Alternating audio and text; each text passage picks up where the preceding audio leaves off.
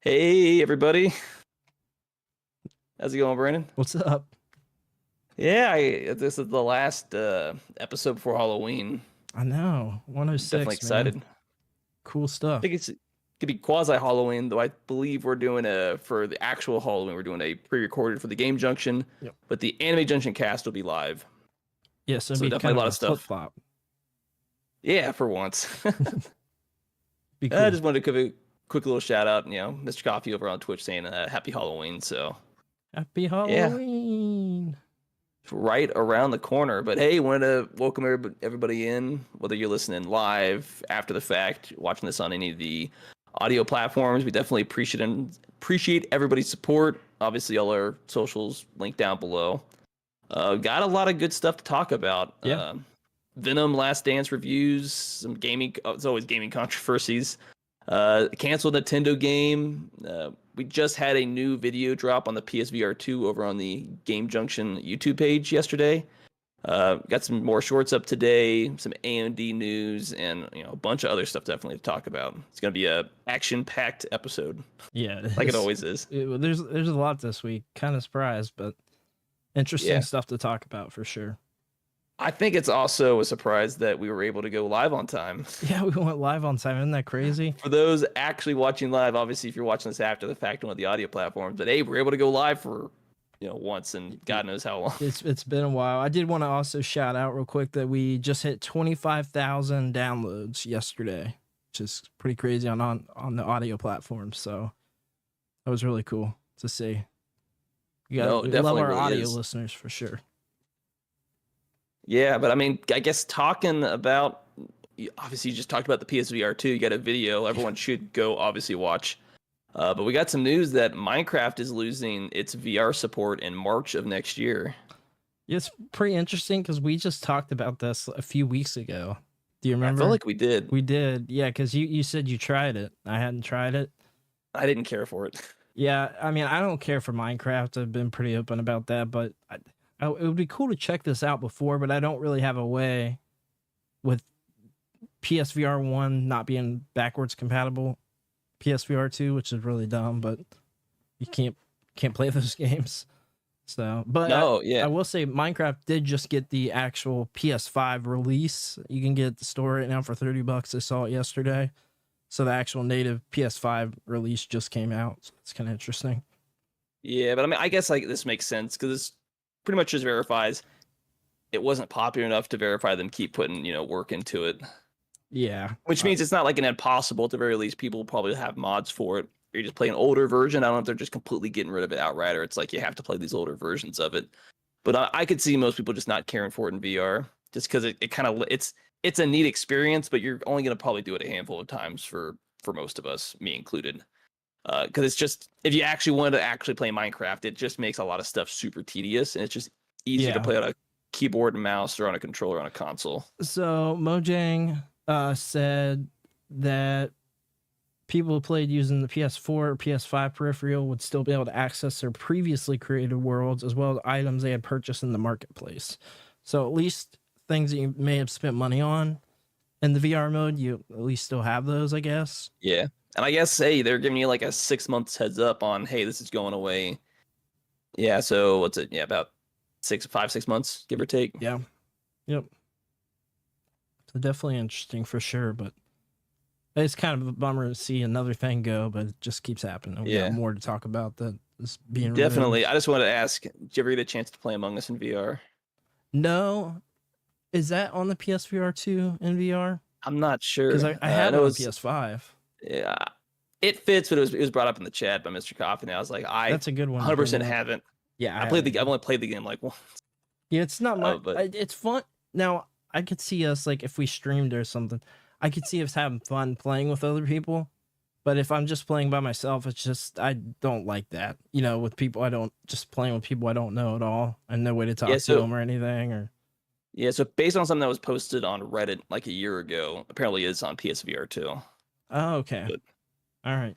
I guess there's always the possibility you could try to check it out. Yeah, I definitely like to try it at least. No, yeah. I can't sing. It sounds terrible. It was terrible. But I did see this a little bit, and I think I kind of forgot about it. But apparently, uh, some stores are replacing their red box with trading card machines for Pokemon. Yeah, I thought this was pretty cool. I figured it'd be a cool thing to Something that'll actually probably make money compared to nobody rents stuff. Everything's all streaming anymore. Yeah, nobody. I mean, No. Redbox I think isn't a thing anymore, right? It still is. I thought it was gone. It's not near me. It's like feels like it's almost like a 2-hour drive away, but it's actually 90 miles. There's like it's not like it's not a gas. It's just a 7-Eleven convenience store, and there's a red box right outside. And I've been talking to people like, do you think that actually works? They just kind of forget that it's there. I forgot it. Well, here's the thing. I actually used to use Redbox a lot, quite a bit. I mean, it's been several years at this point. Probably like the last rental that I had was, I mean, I was racking up the points and everything because I still, I like the physical media, and it's just much better than streaming. So there was stuff that I would get there, but yeah, there's just no reason for it anymore. I forgot it was there when, it was sitting there for a long time. But you brought this up, and I had to pull this up just to verify. South Park did a Halloween special about dealing with the red box. I don't know if you've seen that one. No, I haven't. It kind of spoofed Stanley Kubrick's what's it, The Shining? Shining, yeah. Yeah, where Randy Marsh buys a Blockbuster for like $10,000. Like, it's gonna be great, and he just slowly loses his mind until it just recreates that whole movie as far as like the Randy arc. But there's like another subplot where some people are trying to like go to like red box machines and steal the money out of them, but there's no money there, and obviously that leads to Hulu shenanigans with the boys and stuff like that.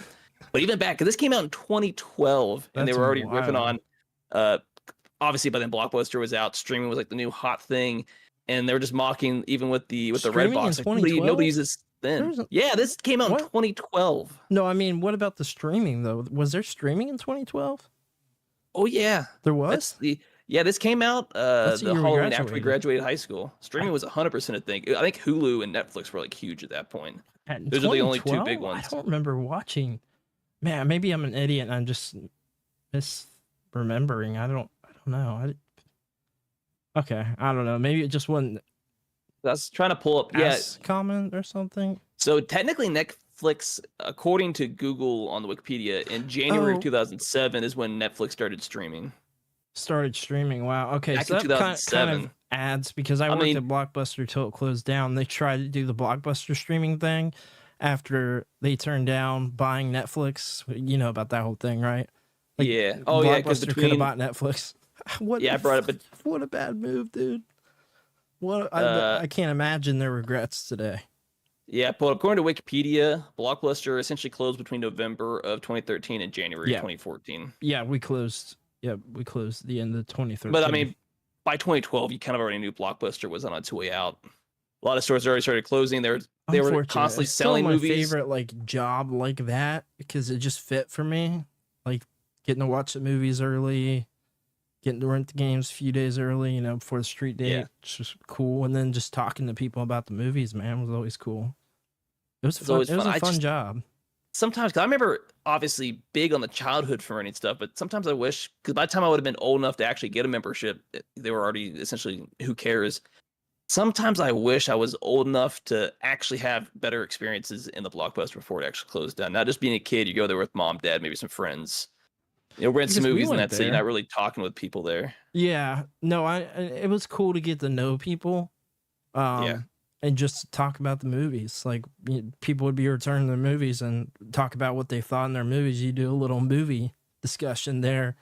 I love that stuff. And obviously you got a lot of anime in there, got all the big games. So all that stuff was really cool. It was just the whole culture around it was really fun. And there were people that were holding out to the very end. I mean, there were people coming. Now that I think about it, we actually didn't close down until like April of 2014 because it was a franchise. Yeah, because I think the one in Bend, Oregon, that one lasted super long because it became a franchise. So it's kind of like as long as the owner can kind of keep it up, you can. Yeah, he couldn't keep it up, and then he tried to open a video rental store of his own right after. So he bought out a bunch of the Blockbuster stuff, and it didn't work out, obviously. I think it's kind of for like a year. you talk about game companies kind of struggling, or I guess box stores. I think it's kind of like with GameStop. There's still an audience, but you need to find other way. You can't just have games be your main attraction. You need to find other ways to bring people in, whether that's offering other stuff that you can buy and not necessarily having to buy it online, or try to have a more community focused, events that you do just to keep the store, vibrant and stuff like that, which I think GameStop can to some degree probably right its ship. They're already trying to now with the retro stuff, but they need to be a little bit more aggressive with addressing the issue, trying to find out, hey, what can we do to kind of turn this around. I was going to mention GameStop just announced that they're doing card grading now. I don't know if you saw that. You can take your cards there and they'll send them in. They take pictures of them. Oh yeah, I did see that because I actually saw that with Pokemon cards. Sometimes they'll just sell like individual cards. Now they're sitting out, not protected. It's not the best way to store them, but it's a neat thing. They've been kind of going semi-heavy on the cards. Yeah, but that's kind of neat. But I mean, like half the figures that I got, they're like, what, $20, $30 figures. Yeah. I'll get them there periodically, and they're decent for what you're paying for. It's a nice little figure. It's not terrible. So I go there for other stuff. It's just, but the problem as much as there's a like physical media the store. That's the problem. And the retro, the GameStop retro thing is like a kind of a joke because it's not a retro store. They got like a little tiny section. I've seen so many pictures now. I like what they're doing, but they have to be a little bit more aggressive. They got to tackle it. There's a niche market where you can't be charged like $300 for games. Like that's just. I mean, the small mom and pop stores that do that don't necessarily make a lot of money off of those expensive retro games. It's a mixture of new games, more available retro games, maybe refurbishing, but a lot of them that I've seen also they'll host other events like, hey, come in every Friday night or something like that. We'll host like a Pokemon or a trading card game tournament. Yeah. And it just kind of gets people in the story. They do like tabletop games too, and they'll bring people in, like they do a thing every week. And so you're bringing people in there and they're looking at your merchandise. You know what I mean? And that's what you gotta do. You get eyeballs on your stuff. So bring people together, and that's how you build a culture. I think at least maybe in my area, Pokemon cards are what I see the most. They have other cards there, but they always seem to be advertising Pokemon cards, which I think is a good market. That's a market that's always going to be physical for the most part. Yeah. As well as it just, it's another way to come into the store and do other stuff. Because I mean, I'll say this card app just came out. So for maybe if you live in a big city, you have options. But if you live in a smaller rural town or even, some urban stuff, you may only have like a Walmart, which, it's crap. You're not going there for that stuff. But your only actual game store / card store may be a GameStop. That's it. If that was to close down, you essentially have to buy everything online. You wouldn't have the option because in the big city, at least you have within a really reasonable driving distance mom and pop shop. But those aren't everywhere because they just maybe can't survive in a super urban or rural area.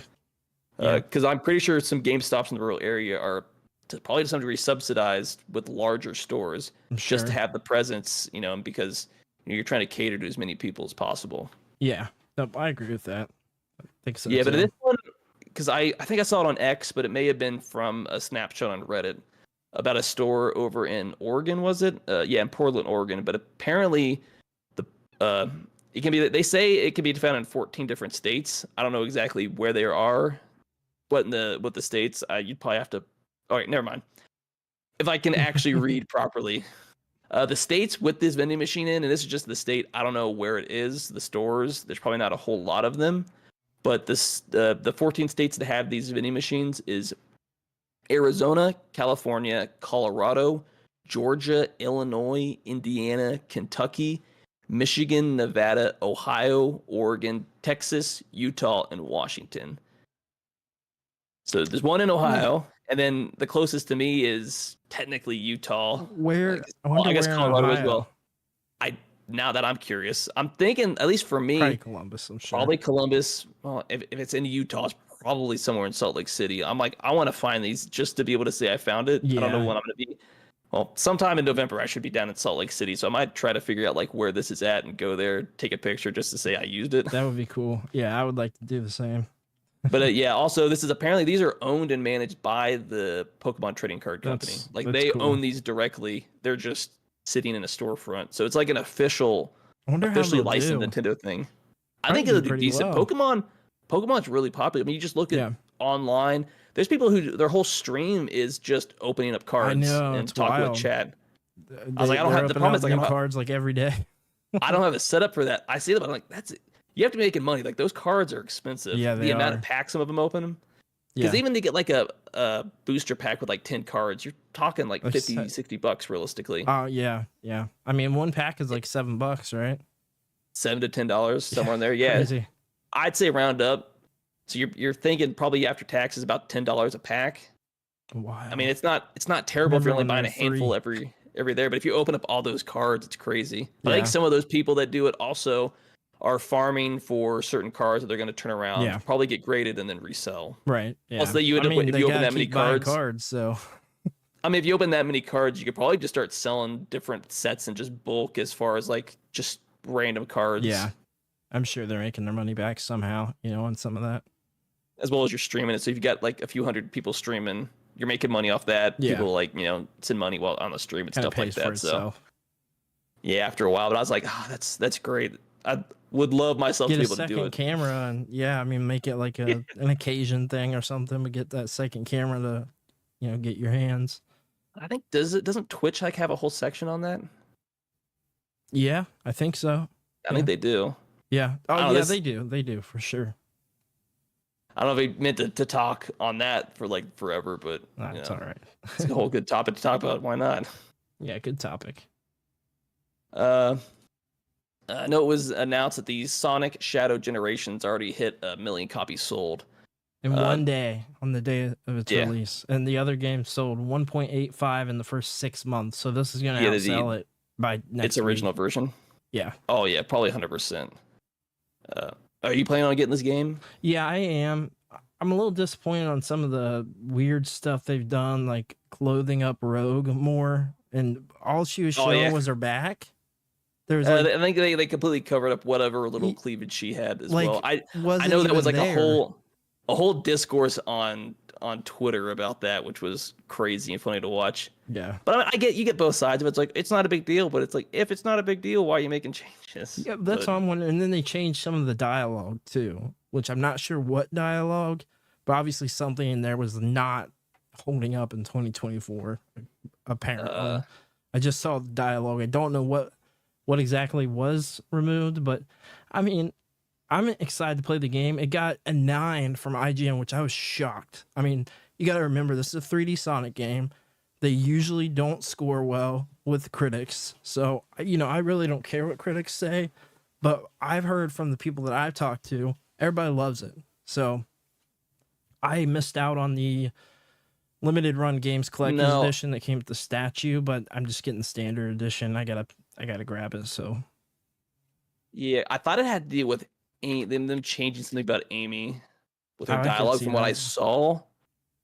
Changing her from not being super obsessed with Sonic, because some people were saying like that's her whole character arc and they're making certain changes to it. Then again, I don't care about the whole modern audience. I think if you're just remastering a game, you shouldn't change anything outside of graphical fidelity if you're doing like a remake or a remaster, but that's just a personal opinion. I never played the original. Probably not. Well, I'm not going to play this new one because I'm just not a Sonic fan. But I mean, I'm out. He's out. They're probably small changes at the grand scheme. It's not the biggest, but I mean, the internet's going to internet on a lot of things. Yeah, but there's always going to be something. I can understand both sides of the argument, but at the end of the day, I'm sure a lot of people are like, well, I'm still going to play the game and enjoy it, but also kind of complain about the changes. Yeah, I'm excited to check it out. I'm glad that it's grading well. Getting good reviews and stuff, and then again, it's IGN. So surprising to see. Did we talk about last week IGN?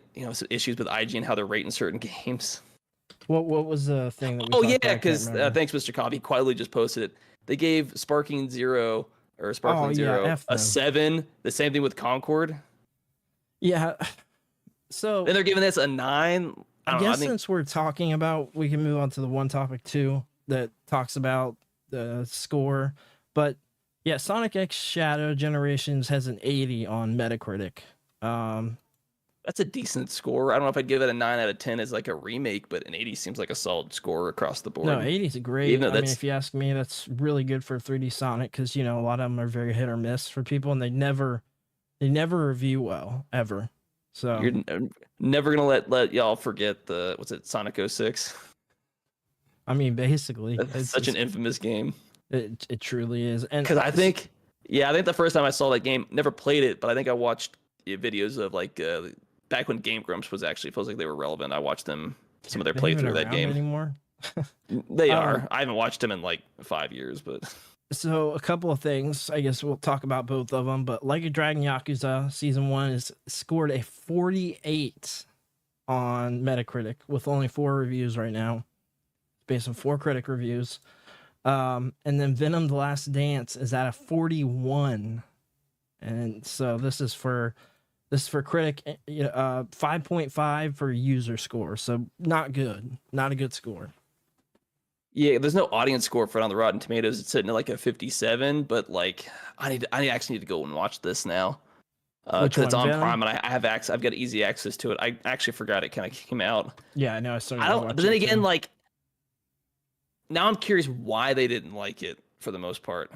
Well, I mean, there's a couple of things there. I don't know if there's any type. Is it just not? Is this just critics being critics, or is it actually bad, or is it just not saying the things they wanted to say? One person with games media, you've got no idea.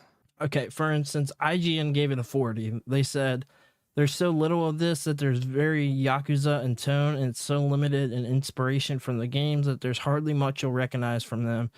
There's great character work from some of the cast, particularly Kento Kaku as Nishikama, but sadly nothing very interesting for them to do. Looper said the story just doesn't have enough meat on its bones to fill 40 to 50 long minute episodes and keep the viewer's attention.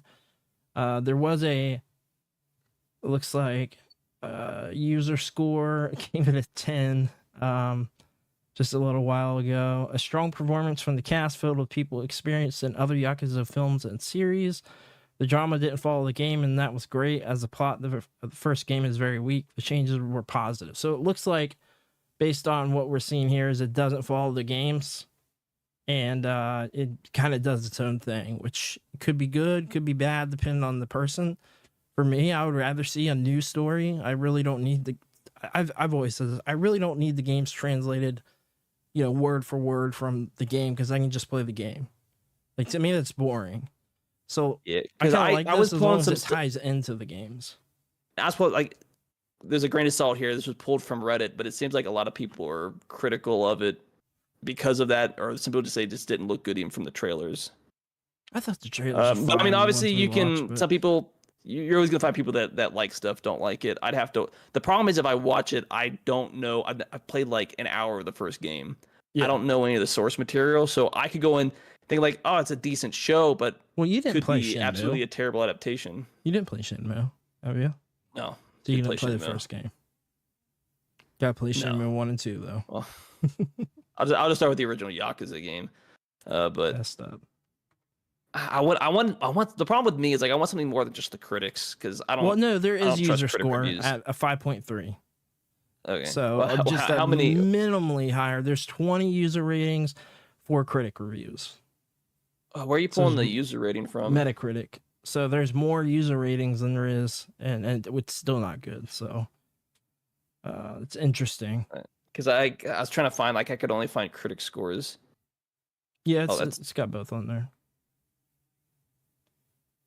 But yeah, I mean, I was trying to pull it up.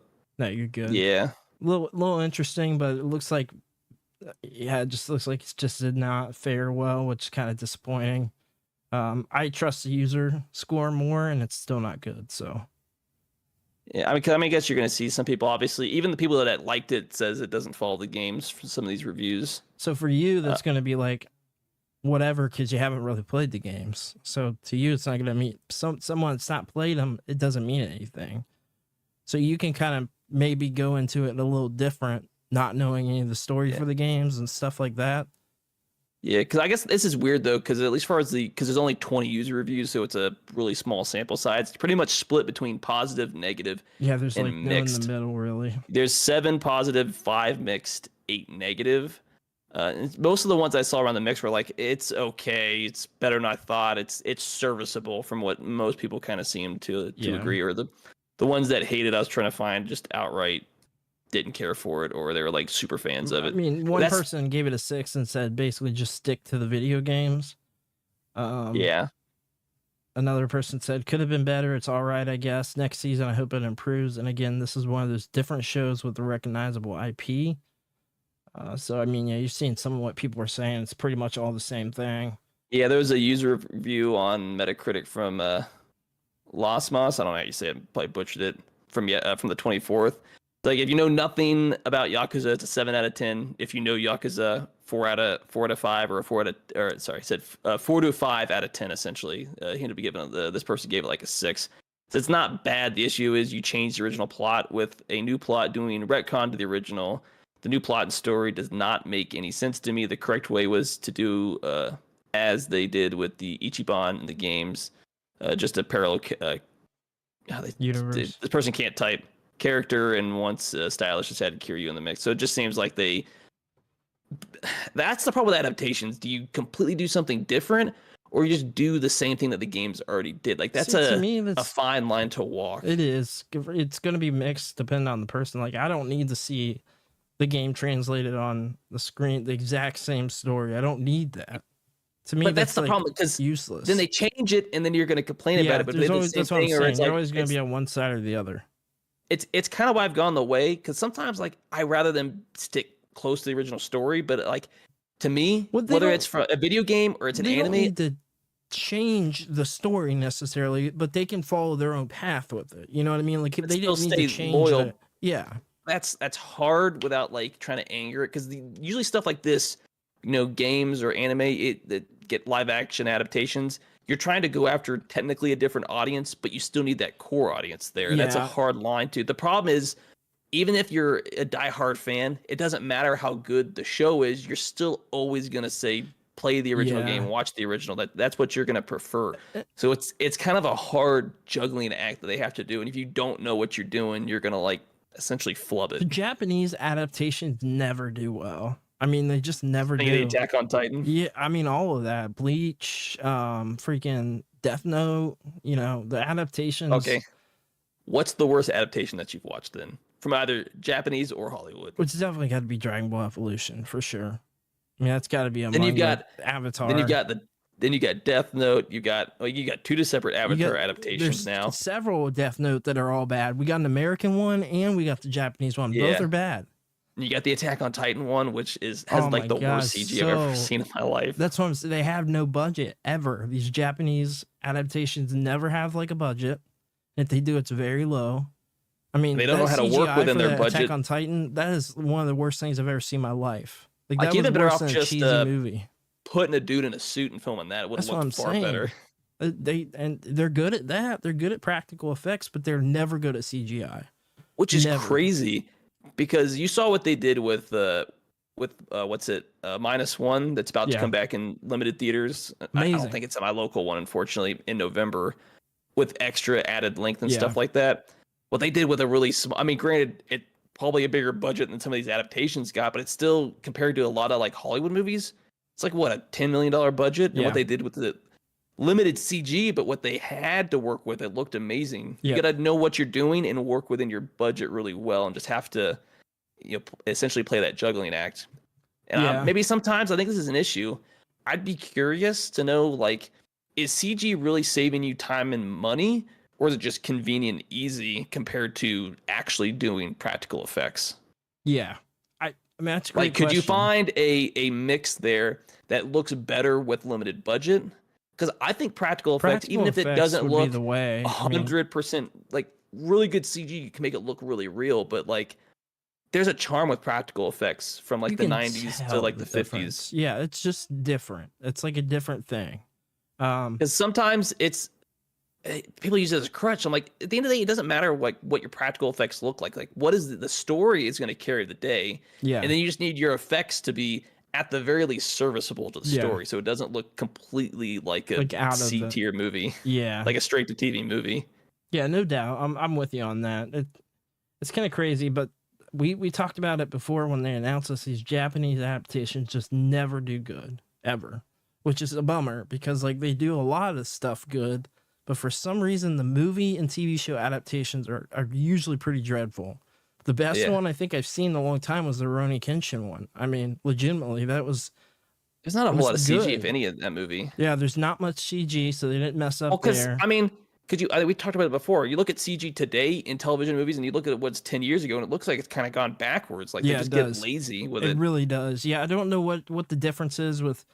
I mean, obviously, Japanese movies just don't have the budget of Hollywood, and so but even with Hollywood, it's like that CG to really do it right. I think even if you can, they just don't care to. They're like, save money, cut some corners, just chug it out. We don't care. Yeah, there's something going on there. I'm not sure. Could complain about that literally all day. Yeah, no doubt.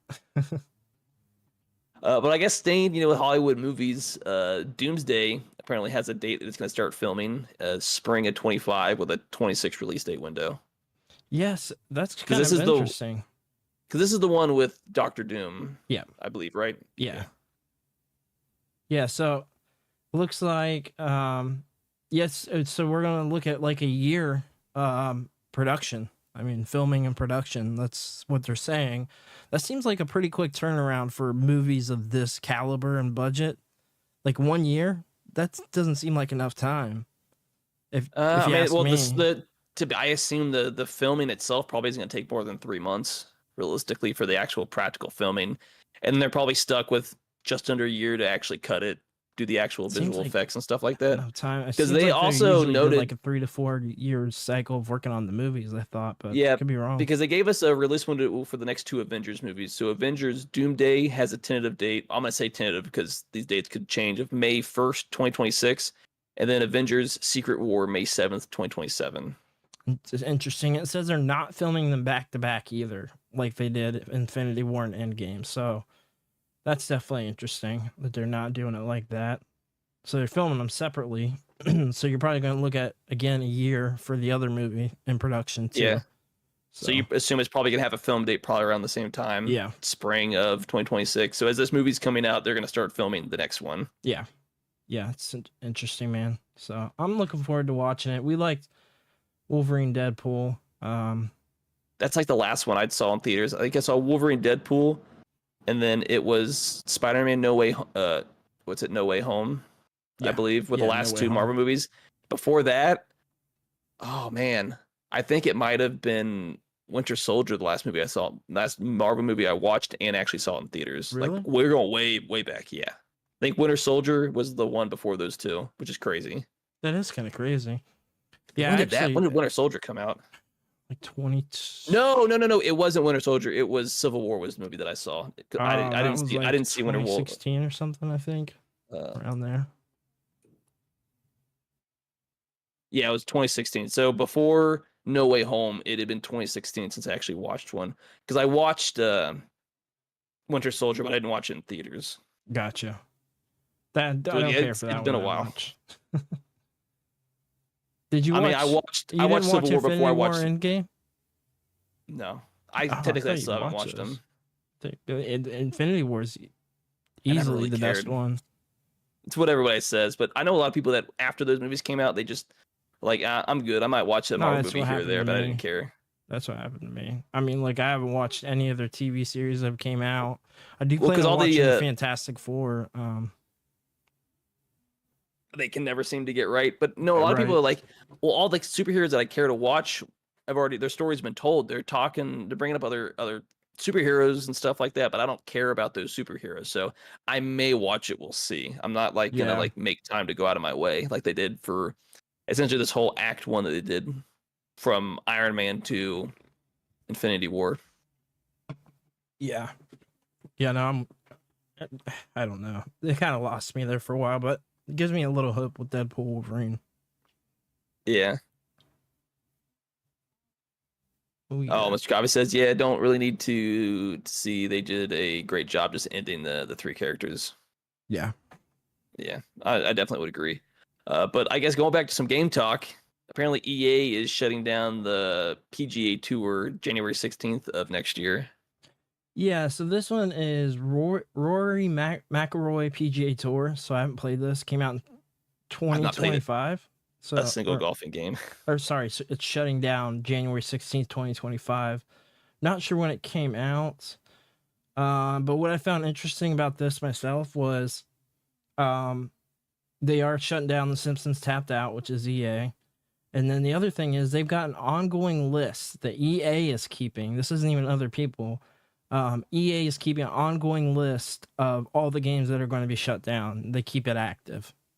So they just got like this list of games that are just going to keep shutting down over and over and over. And you can find the list on EA's website. You know, this is crazy. They're saying this game launched July 14th of 2015. Oh, wow. So it's got a 10-year life cycle. Yeah, 10 years support. That's crazy for a golf game. Then again, to be fair, the only actual golf game I played outside of the Wii games were like the Mario Golf. Yeah, same. Those are the only ones I cared about. I still think those are fun too. I've never cared for golfing sports games, but I mean, that's just me. Yeah, Wii Sports and Mario is where I'm at with golf. Oh, don't forget Wii Sports Resort. Wii Sports Resort, even better. But no, apparently some other stuff. The day one Xbox Game Pass is getting apparently a co-op game next year, the end of January. So apparently you can play Sniper Elite Resistance is the one they've got coming out on January 30th. Yeah, so I don't know anything about. I played a few of them. I've got two of them on the PS5, I believe, or it might be PS4. Yeah, no, that's cool. Day one game, January 30th. I'll check it out. I mean, for free, I'll at least try it. I usually try to if it's of any interest. Oh, are these the games where? Cause I pulled it up on Steam real quick. The ones where they have like the bullets that do those animations that like goes through the body. Yeah. Okay, so I think I've seen certain clips of this, but I've never actually played the game myself. So yeah, it's developed by Rebellion. It's got a launch date of January 30th, 2025.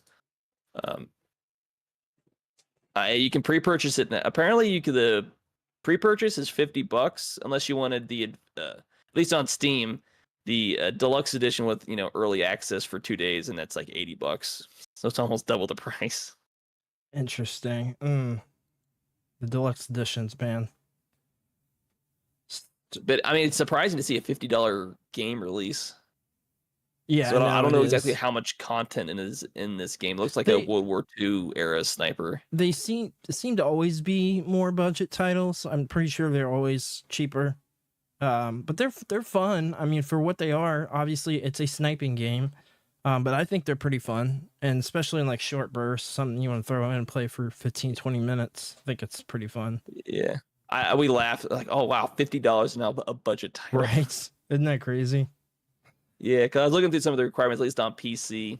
Hey, as long as you've got a 2060 equivalent or better, you can play the game. Oh, okay. Cool. Oh, man, the day we're starting to see releases where the 10 series is just too old to do anything. Too old. Just can't do it. No more 1060. I picked the right time last year to upgrade from my 1060 Ti. Yeah, you did. You got a what, 4070? Yeah, it's 4070, which it'll last me for another 4060. probably 6 years, like the 10th. I'm not a true gamer. I have a 4060. Negligible, probably. It's too old? No, I said it's negligible. Unless you're trying to do like 4K gaming. Trying to do 4K, 120, 8K. Because according to the Steam, this is for PC game. According to the Steam hardware surveys that they do, majority of people still play at 1080p. So I know 1440p has definitely jumped up a lot too. It's much more popular than it was, but it's far more accessible for. I don't play it. No, to be able to get the 1440 at like 60 FPS, it's far more achievable with hardware and affordable compared to 4K gaming. No, especially when you have like DLSS and the AI upscaling stuff like that. Yeah, it makes it because like you get 4K, but the problem is most people don't have the hardware to be able to play at 4K, even at probably like a stable 30 FPS. And at that point, you're better off just downgrading and having a higher frame rate because it just it's a smoother experience. Sure, yeah. I think most of what I tend to 1440p is a good sweet spot, and I prefer performance mode in games myself. Yeah. So I care more. I mean, you're still a huge Nintendo fan, and even if that had 4K, the difference between 4K and essentially 2K, the 1440p, you're not really going to tell because of the art style hides a lot of that stuff. So you just rather have a smoother experience, even if the the overall graphical fidelity is lower, but that's Nintendo just seems to be fine with that mid range of graphical. Yeah, because they're going with an art style kind of with the Wind Waker that regardless of where it goes, like it's never gonna look bad. They found like an art style that just works, and regardless, it'll always look good. Right. Well, who knows? Maybe in 50 years it won't, but yeah. No, I think we both definitely care about performance more than the visuals, but if you're trying to look at something on your character, though, you got to have that 4K. Yeah. I see a lot of people do stuff with 4K. What's it called? The game with Eve. Oh, Stellar Blade. Yeah, Stellar Blade. You got to play that in 4K. I mean, I would pull it 4K just for it to look nice. Would I actually play it at that? Probably not. But if you're just going for below 8K, what are you talking about? If you're just doing stuff on like photo mode, you can max out your graphics because it doesn't matter how crappy your frame rate is as long as you can take the photo. That's all that matters. You just need that one snapshot. And frame rate doesn't matter. You stop that game the whole time you're playing it. Oh, I gotta take a picture right here. Look at this. The photo mode wasn't there when I played the game, unfortunately, and I haven't played it. Well, I got to go back and play it because they with the new not Stellar Blade, but the Nier Automata crossover DLC, which is really once that comes out, I'll probably pick it back up. I don't think we talked about that. I think we mentioned it. I don't know if we know a whole lot about it other than it's happening at some point. Well, then I thought it was funny. The director's like, "This is happening, but go check out Nier Automata because it's good." He's like, "Hey man, like the grind is real." The game came out in like 2017. The game is so good. I think that game came out that game came out around the same time that Breath of the Wild did. Yeah, it did. It might have come out the same year. I think. I rebought it on the Switch, the whatever edition, and like it's good on there. It's good. It's got all the content and it's got extra stuff. I own 3 versions of Nier Automata. I've got it on Switch, I've got it on PS4, and I've got it on PC on Steam. See, I bought that game 3 times over. Yeah, I played it on PS4. I don't have the physical of it. I played it digitally. But when I played it again, started on Switch, I was like, oh, this is actually really good. Like, yeah, I mean, Switch is probably the worst way to play it, but it's old enough where it can work on that hardware. It wasn't bad for what it is. I played it in handheld and it was like playable. So. I don't think it's that bad because it's not a useless crap on screen for them necessarily to render. It's like a Japanese game where they don't put a bunch of particles and stuff because some of the buildings are just bare bones. Yeah, but it also makes it easier to render and run the game. Pretty far between, like there's a lot of space, so you don't have like 100 enemies on screen at once. Technically, you kind of have the pop in, but it does it in such a way where it looks kind of natural. But they're not rendering out super far, just to help the game run better. But for sure. But I felt like that when I played it on PlayStation. So yeah, definitely. Yeah, but apparently, I guess Todd, going back to Marvel about the Fantastic Four, 4 Steps apparently filmed in the UK. So are they currently filming, or did they already finish their filming? They're filming now, as far as I understand.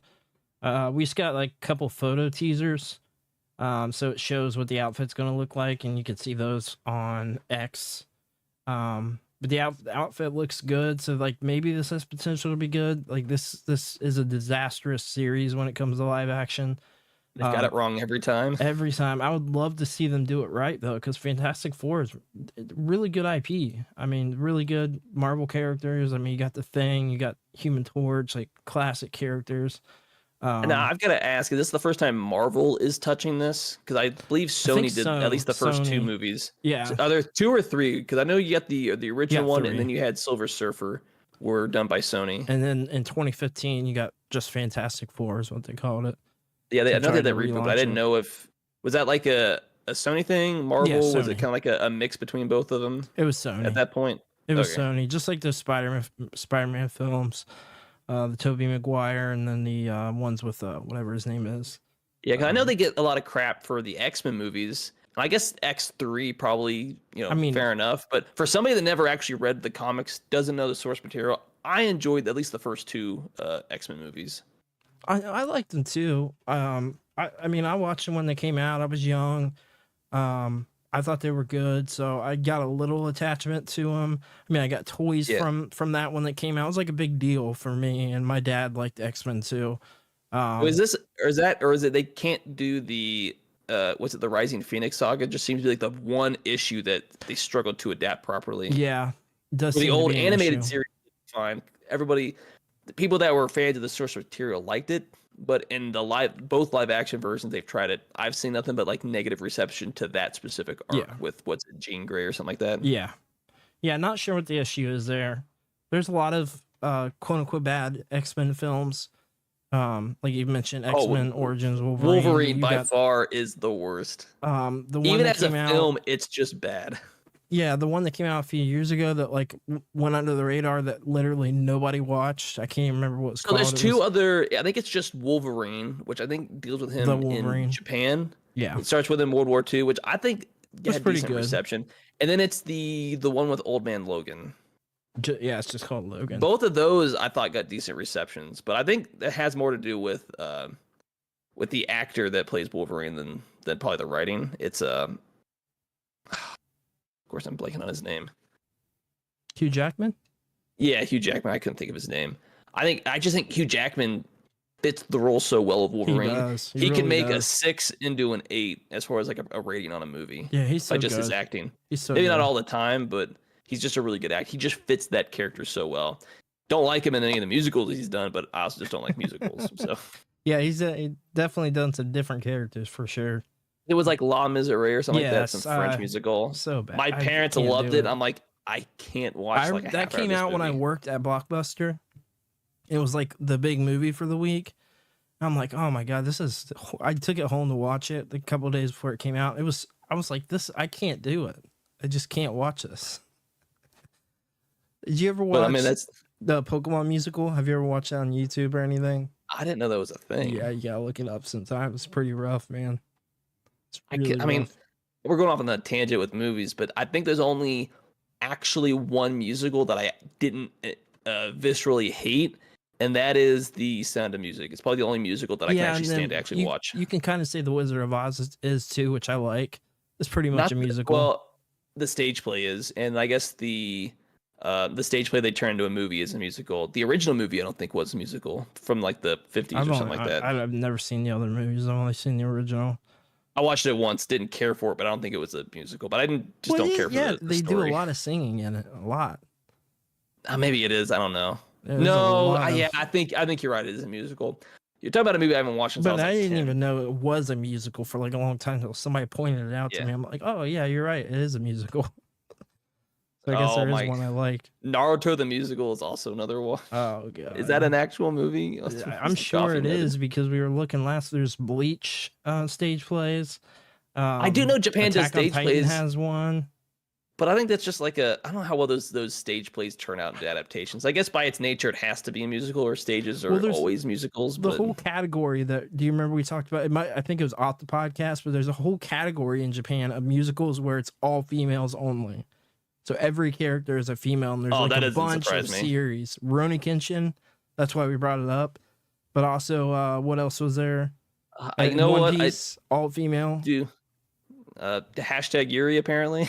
Yes, I don't know what to do. It's like a whole category where it's just all straight up females, even if it's a male, main character. You got Fem Naruto. Let's go. I know you put this in here about some Bernie Sanders on Twitch. I think I saw this. Funny. I didn't care for it. I don't think it's funny though. Oh yeah, because it's Pokimane and Sayuko, two Twitch streamers I don't watch. But I don't know. I don't even know. Who doesn't surprise me. I just thought it was interesting. Bernie Sanders was on Twitch. That's all. Oh my god! Oh no, I don't bring it up. This is Game Junction. I'll talk to you after the fact. Okay. But no, got some leaks about the Daredevil Born Again. A lot of Marvel stuff coming out, or is it? This is Marvel, right? Yeah, Marvel. Yeah, it's kind of interesting, huh? This is like what a Netflix series. I don't know how well. So it was originally a Netflix series, and all the Netflix MCU got canceled. I don't know if you remember that, but they canceled them all at the same time. And now they're bringing this guy back from that Netflix. I mean, he already came back in Deadpool Wolverine. Did he? But didn't he show an appearance in that? Or was it the Yeah, he I showed an watched this. appearance in it, right? I watched the movie back in July, so like some of the finer details. I remember the three main one with Blade. Yeah. It's one of the X-Men, the juggler or whatever it is. It's Gambit. Yeah, it's Gambit. What's the samurai chick from early Marvel? So it was terrible from like 2006 or something like that. You know what I'm talking about? Oh, Elektra. Yeah, they had Elektra. I remember some of those characters being in it. Yeah. But I don't remember Deadpool unless he showed up at the end, or I just missed them. I thought he should made an appearance, but I could be wrong. I probably just might be forgetting. Yeah, it's been a while since we watched the movie. Right. But I mean, no, the whole trailer leaked there, and it looks pretty good. I loved the Daredevil Netflix series. I thought it was fantastic. I loved the whole thing. It was like a mystery. It was kind of like a crime / obviously action show. Like he works at an attorney's office, and like that's his day job.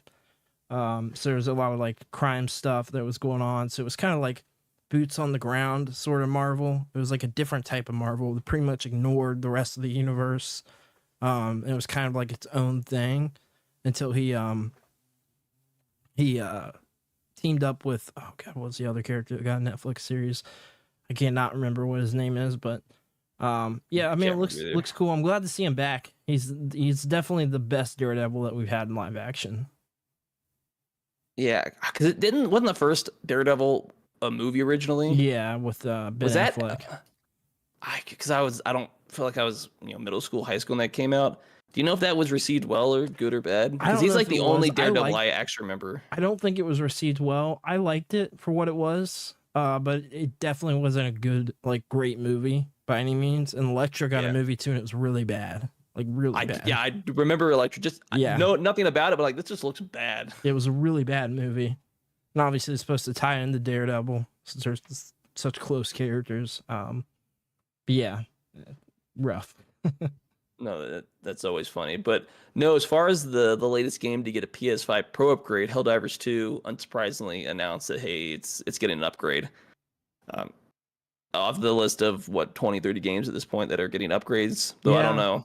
I'd be curious to see an actual side by side on the actual hardware of like how much of an actual upgrade are we going to see. I feel like we're at the point where you're getting diminishing terms where you have to play it in person because of the you're streaming watching the videos. So how are you going to make that comparison? Well, either you're going to have 4K just a straight 120 frames per second or whatever it is. Either it's going to be image type thing, or you watch a YouTube video where they just recorded the hardware. You can't over a YouTube video when you got compressed video. You can't see. I feel like we're at that point where you have to see it in person now.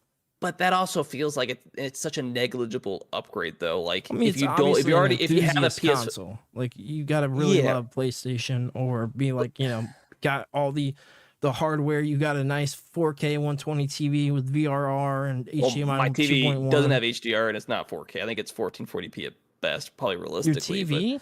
It's 1440. I've never heard of that before. I can't. Well, I've had this TV since probably 2017, so I don't even know it's 4K. I've got all that except they don't have VRR. That's the only thing I don't have, which can't check off all the boxes on the Xbox, which is like frustrating.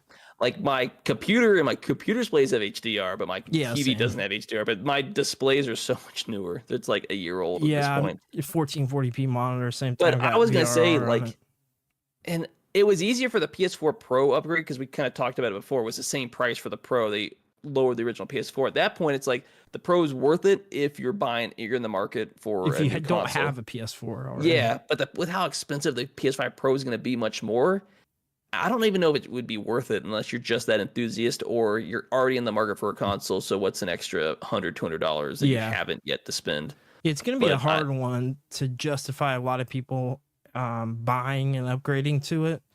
You got to have the right equipment anyway. You've got to have a display that can even handle all of this. If you don't have the display, which isn't waste of money, you're wasting your money. You can't even take advantage of what's going on there. I mean, you're going to get real minor upgrades if you can't even see what the upgrades are on your display. So I'm like, what is this the equivalent of going from maybe a slight upgrade on your GPU, a few extra cores, and then you're going from like a 3070 to a 4070? So like, you can see an increase, but like it's probably going to be negligible, especially if your display can only do so much. Yeah. But I guess at this point, you'd have to wait and see. I don't trust the critics. They're just shills that are getting a paycheck. But actual people's reviews that have played both and can say, hey, these are my thoughts on playing the original version of this game and then the pro upgrade. Like, is it even worth the money to upgrade, or are you just fine with the original? Right. The biggest thing is obviously the DLSS, right? Like, that's going to be the big thing. But we talked about this. They have to make these games work on the base PS5 too. So your upgrade is going to be that's what they're getting developed. They're getting developed for the PS5. Yeah. Not like we just recently got games only developed for the current gen console, like the PS5. It just started. I mean, we're still getting some releases that are getting PS4 releases too. Still, yeah, there's a lot of games like essentially they're getting developed for both, which means their core has to be the 4. They're and then, developing it for the 4, and then it's being ported over to the 5 with a little bit more, or it's the same game on both. It's just better hardware can just display it a lot better, which means it's essentially the same game. Obviously means you're not getting the PS5 really, which is why I think they're announcing these Pro specifically, because it means they have to do some kind of porting and upgrading that's specific to this hardware. Yeah. I'm just kind of curious, but I mean, only time will tell. We got like roughly 30 games at launch, which is pretty good if you ask me. Like, I would have expected it to be like 70 games or something. To be fair, they're pretty much all like first party or PlayStation exclusives. Because I know Stellar Blade is another one, and that's essentially, a PlayStation exclusive. I don't think the Sony doesn't own the studio, if I'm not misremembering, but it's exclusive to it. So you're getting like big titles that are exclusive to this that are getting it. But are you going to see a lot of third parties going to even waste their time with it and be like, it's just not worth our time. It's not worth the money that we're going to get on return. The install base isn't there for it, right? Like, they're not going to. You got to get that install base there. So, but yeah, I mean, talking of the PS5, there's a report that came down from InsiderGaming.com that disc edition of the PS5 makes up 82% of all PS5 console sales, which is insanely high. If we're talking about them wanting to go to digital, the amount of people that like want the disc drive, because they're paying extra. I'll say this: even if you have any physical media for the PS4, or say you want to buy a movie, because a lot of people, the way they're watching movies, if they're not streaming it, it's still through a console. Yeah, it's just an easy way to plug in like a Blu-ray or a DVD or something like that. Yeah. So there's still the double-edged sword, because you might stream most of it, but you still may have physical that you want to go back and watch. Yeah, I mean, you might buy 1 or 2 physicals a year. 82%. That's huge. I mean, that's a huge amount of people still buying, physical. And we just got, with this happening, I guess I'm going to bring it up because it's news too. We just got word that the Series X officially passed the Series S, which is the digital-only console. So the same on the Xbox side. Sales for the Series X are higher than the Series S, which is a physical console. So it's physical versus digital deal there. So this was reported over by Matt Piscatel he posted it on Blue Sky, the massive thread. But it said 40% of PS5 hardware unit sales in September came from the digital console. And they said digital consoles now comprise 18% of total life-to-date unit sales of the PS5 hardware. I don't know if we have actual numbers for the hardware, but like if that's true that not even 20% of what you're selling is digital, like, can you even go all digital? Is there going to be a pushback? Because it clearly shows that there's an option. Most people want the disc drive. And I mean, so you're going to either force people to go to the all physical, or you continue to do this physical digital split. But like, if this is true, I'm curious about how much pushback there would be if, say, the next gen's digital only. Like, would you have enough of an outcry at launch that forces them back to the drawing board, delay the launch, release a physical as well? And I'm curious if that would actually happen. I'm very curious, because like the probably another 3-4 years away from an actual announcement for next gen hardware. I think we're 3 to 4 years tops. Because this has been out for 4 years now? Because this launched in 2020 in the fall. Yep, November 2020. So we're almost at exactly 4 years, and this is curious. I think most people would assume the digital, it'd be closer to like 50-50, 60-40. Right. And most people actually would probably expect it to be higher. But the one problem is there is one problem with that too, is that you couldn't find the digital consoles. When people couldn't find PS5s, you never saw the digital. Like, it was so rare when it came out. It was so hard. You never saw the black box ever. you think that was done on purpose? They know they made more of the physical than the digital, but for the $100 the boost. way the sales sound is, oh, more people are buying the digital. Like that was some intentional manipulation on Sony's part. Obviously, they were trying to, by having less sales, that artificial scarcity, trying to make it look like that's the popularity until somebody actually comes out and says, actually, most people want the physical. Because the digital wasn't even a thought in my head. It's like, it's physical or nothing. I mean, and it makes sense with buying used games and things like that. Like, you know, I still buy a lot of used games, and I want to be able to have that option. And you have the option to sell it if you don't want it anymore. So, like, you get some money back, too. But you throw this onto what California was doing, I think it's led into probably what some of the, at least in the U.S., the FTC, the Federal Trade Commission, with them forcing to say, you can't, if you're buying it digital, you have to, on the store page, say, hey, this is you're not buying the game, you're getting a license to the game. Yeah. Like, you think that will have a negative impact on the digital sales moving forward. The more people truly understand, like, essentially they can revoke access to this TV show, this movie, this game at any time. And if you spent $60 and they take it away, you know, you're SOL. You sign the agreement. Yeah, I think it's pound sand, pretty much. I think if people get aware of the situation, and it's made aware, like, on a bigger scale, because a lot of people don't know or understand that still. I think people would have a pushback at that point when they realize, oh, I don't own it when I've got these 500 digital games. I don't own any of these. Yeah. And I'm curious, like, are most people buying the games digital? Do people split? I feel like that's another curious, because some people could get the physical, but they might still buy most of their games digitally. So there's a weird little crossover there.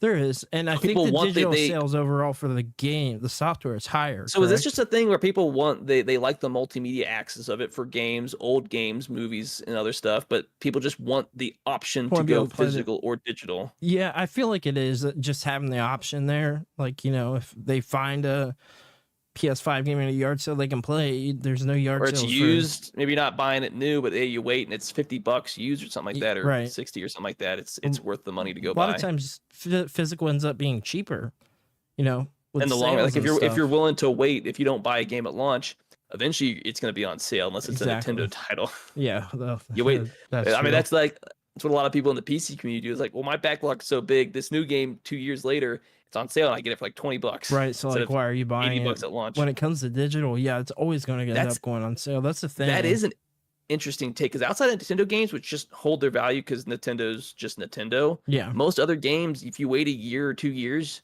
you can get it super cheap, like a fraction, like a quarter of what it launched as, assuming it's not a game, because it's kind of how it is for me. Unless it's like a handful of games that I absolutely do want to play at launch, there's no I can wait to get the game later, and I get like half off or something like that. So there's that. I feel like that drives a lot of people. Yeah, I think so too.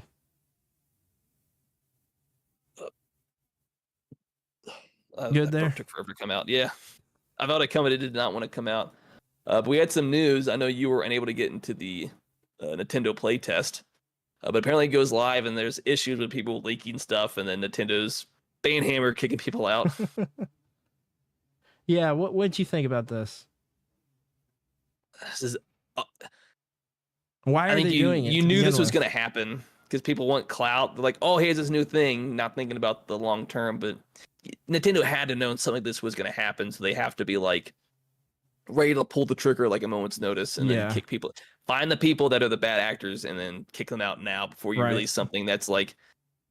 So you essentially have them play test essentially non-spoiler stuff or stuff people don't care about to find the people that are going to, yap. But I assume even with this, what you're going to have access to is going to be extremely limited because Nintendo knows, the risk of a leak is extremely high if you give the public access to anything. I guess what we don't know is what it's for, though. We have no idea. It's just this random kind of. It feels like a hardware, probably hardware software testing, and maybe certain games. Like here's a small little section to a game we're not going to tell you that you can play, and because it's like a no name. There's nothing on this. You know what I mean? It's like kind of a blank play test. Like they're going to give you like you could be playing part of a new Zelda game, but you're not going to know that because they're going to strip so much away from it because they don't want you to see. It doesn't. Or they'll give you access to an area, but it's non-spoilerly, so you can play this area to test it. So if anything does leak, it's not you're not ruining anything. I think this is so they can test congestion, so server congestion, like people. Yeah, that is. Hopefully, that would be nice. More server hardware upgrades and stuff like that. Yeah, yeah. I think it's got to be. So they're testing that. They got like I think it's 10,000 maybe. Right around there. Which should be like should be more than enough if they're all just doing like everyone's hopping on one server, testing one game at one time. That could work in theory. Yeah. It's trying to test their current infrastructure with this. Deal with different internet accesses, because how people access it from different server points, certain amount of lag, different types of hardware that they have with the Switch, as well as the hardware that the internet connection is going through to test. I guess I don't know enough to really. I could be completely wrong on that. Probably completely am, but it's a possibility outside of just server congestion. Yeah. That's all I can really think of. But it'd be interesting to see what this turns out to be. I feel like it's probably like an MMO or something like that, where it's like it's very server heavy. So they're definitely testing that. It's something along those lines. Yeah. So when I was reading through this IGN article, they did mention something about the gameplay showed some bizarre third-person MMO. They say something like between a Minecraft and a Dragon Quest Builders. But that's probably a super stripped down game, and maybe by the nature they want a bunch of people in one area that they can control. So it needs to be server based, anyways. Yeah. But is it actually an MMO, or it's just how they want people to interact with certain stuff? It's hard to say. Like you said, it could be the next Zelda game. Like we have no idea. It could be a Pokemon MMO for all we know. Zelda MMO. I don't know how that would work. I don't know how that would work either. But could you see a Pokemon MMO? That would be so sick. I could see that. I could as far as like too. Nintendo IPs, that would be like the one that would make the most sense first. Yeah, for sure. For sure. Yeah. I don't know if you had the chance. I think this got shared out on the socials over on Twitter, but there was an announcement for the PS5 that the Monster Hunter Wilds is getting Japan's getting an exclusive DualSense and a PS5 cover coming in February 28th with Monster Hunter Wilds in Japan, which I saw and it looks amazing. At least the DualSense, and I wish this was coming out in the US, or I hope maybe it still does. I don't see it leaving Japan, but I'm going to try to get it either way. I'll import it. I want it. Yeah, so the actual tower, it's just like it's like a black covering with a small logo, but on the actual controller, it's essentially a red controller with stuff on the sides and on the touchpad. Yeah. It looks amazing. Yeah, it really looks good. I was shocked to see it. It's so cool. Yeah, and then they're saying for the DualSense, it's the retail price, the MSRP tax included in Japan, it's 12,480 yen. I need it now. Which is probably close to like what, $100? Yeah. So what's it? 1240. So it's about 81. Oh, if you did that exact conversion today, it'd be $81.95. So right around the actual, a little bit more expensive than the retail. But the cover's maybe so that's sleek. Retail in Japan. The cover's like like minimal, but it's just like sleek. Like it looks good. Yeah, I just want the controller really. No, I'm with you. Cool. I want the controller too. I think it's really, really cool. But I was like, of course, Japan. Anytime you get something cool and official, it's like, nah, this is staying in the Japanese market. This ain't coming out here, dog. Oh, man. Yeah, it comes out that Friday. Yeah, there's a bunch of stuff. So I was trying to figure out. So there's different like bunch of package stuff for the covers, but yeah, it looks like the covers may be just shy. It's either the cover of the game's like 9,900 yen. I don't know. I was trying to figure out the actual price. Oh, here it is. So like so the price for the right? actual cover itself is 9980 yen. Okay. I gotta pull up the calculator. So it's about $65. 65. Okay. For just the shell on the outside. Yeah. Yeah, it's cool. I want that controller though. Do you think there's a chance we might be able to import it from like 𝐿/Asia or something? Maybe. The problem is this like a limited time like pre-order thing in Japan? Is it like a PlayStation Store? If it is, you're kind of if it's like that, you're probably screwed. Right. You're gonna have to buy it on eBay for like $200. Yeah. Yeah, that wouldn't be cool. But if it's like you have to go to like an online store, that's pretty much impossible. It's like a 7-Eleven exclusive. Yeah, because there's a lot of stuff. Like if you buy something digital like this in Japan, they might want like a Japanese like address, something like Right. that. Which means if you don't live in Japan, you can't actually buy it because there's certain like restrictions and stuff in the That's way. why we need somewhere like Play Asia to be able to carry it, but I don't know if it's going to be limited to I mean, a they storefront or might. something like that. Yeah, I don't know if they get a hold of it, they can like pre-order some, and yeah, I guess that's the only thing is it's going to be because I know it is a limited edition, but you know, a limited edition could just mean we're going to sell this for X amount of time, but I Right. don't know if that's going to be like we're only making like 500 of these. Yeah. Yeah, apparently they said the reservations for the product begins on the 30th at PlayStation retailers and e-commerce sites nationwide in Japan. So Nice. I guess check it in there and see if it'll let you put in a US address or something like that. Yeah. But yeah, that was So, definitely cool. looks like we also got Mario and Luigi Brothership has already leaked. Yeah, this This was one like earlier comes this on the- week, I think. Yeah, like Monday or something like that. I saw about Yeah, it was like really Come- early in the week. It comes out the 7th of November. So that's kind of crazy, man. It's the earliest Switch title to leak now. They just keep leaking. All of the new stuff has been leaking.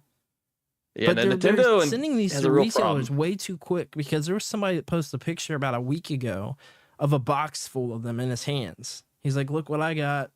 Like, why are the retailers getting them? That's the problem. Well, If 'cause you're they need getting to them 2 stock 'em weeks and stuff like early, that. then But- Yeah, the problem is it's your fault.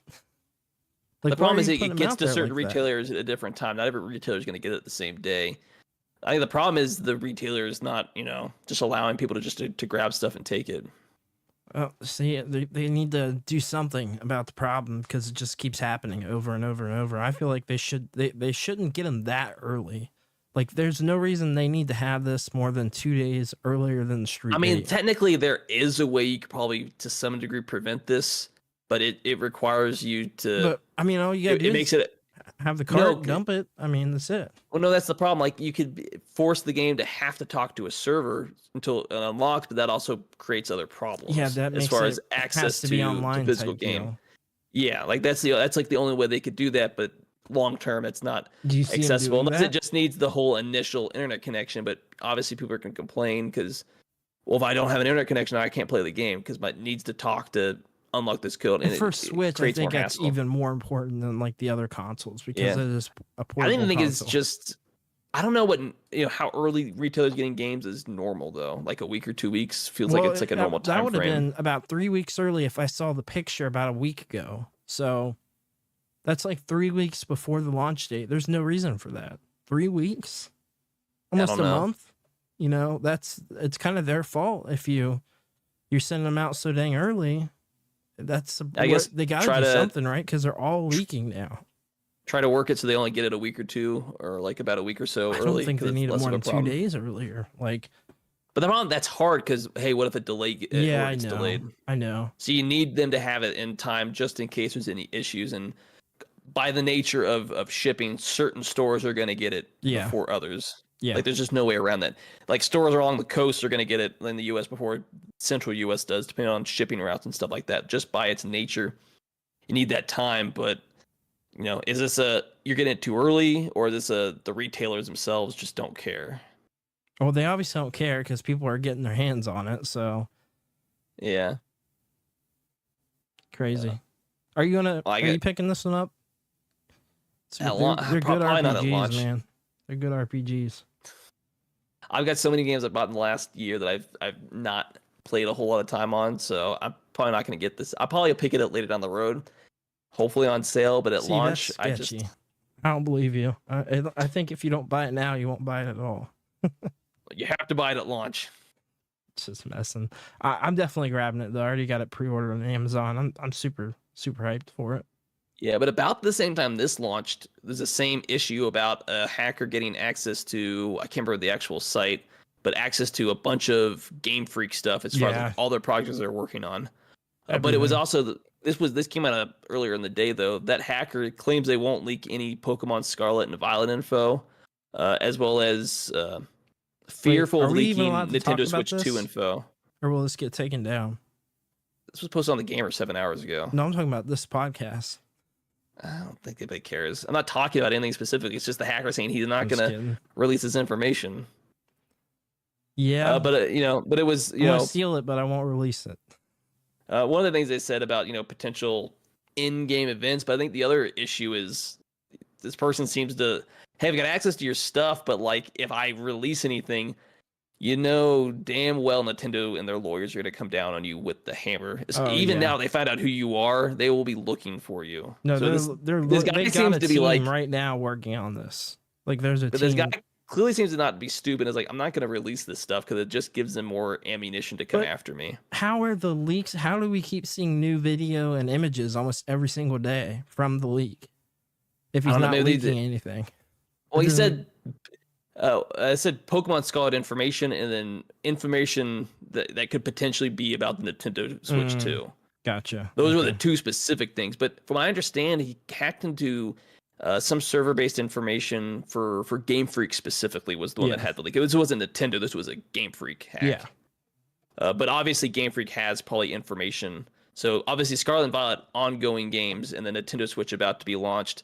At the very least, you know, that would be far more harmful to both Nintendo and probably this person once they find out who it is.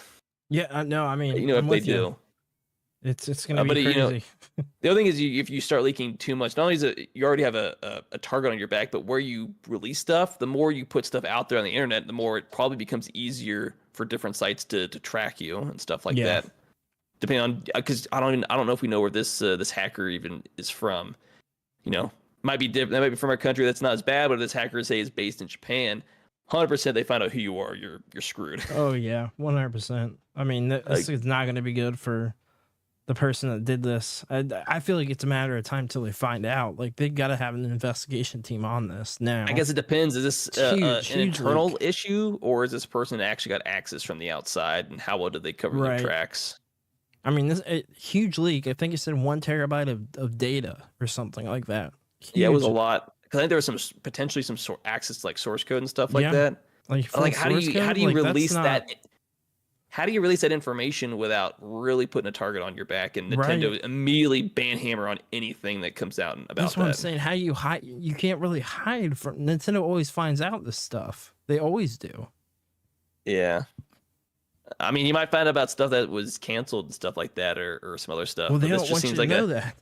Regardless of the actual information of the leak itself, this just feels like a huge problem for Game Freak and Nintendo as well. Yeah, both of them. I mean, so you know the Switch 2 name is in there somewhere too.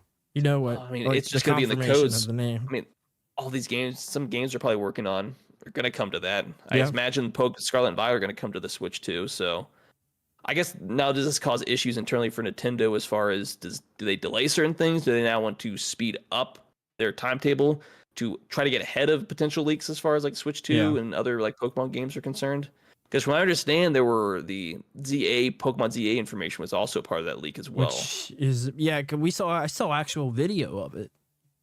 So now do you need to come out earlier than you wanted to? Do you stick to your timetable? I think you do you get petty and be like, okay, you want to leak this game? Well, we're gonna push this back a year. I feel like it's already out there. You got to just hold to your day. I mean, I don't want a rushed game. I want the game to be finished because it definitely didn't look like maybe not a rush game, but you rush the announcement to try to get ahead of any potential leaks. Say for like the Switch 2 is the big one. They should show us more at this point. Do you rush up your original timetable?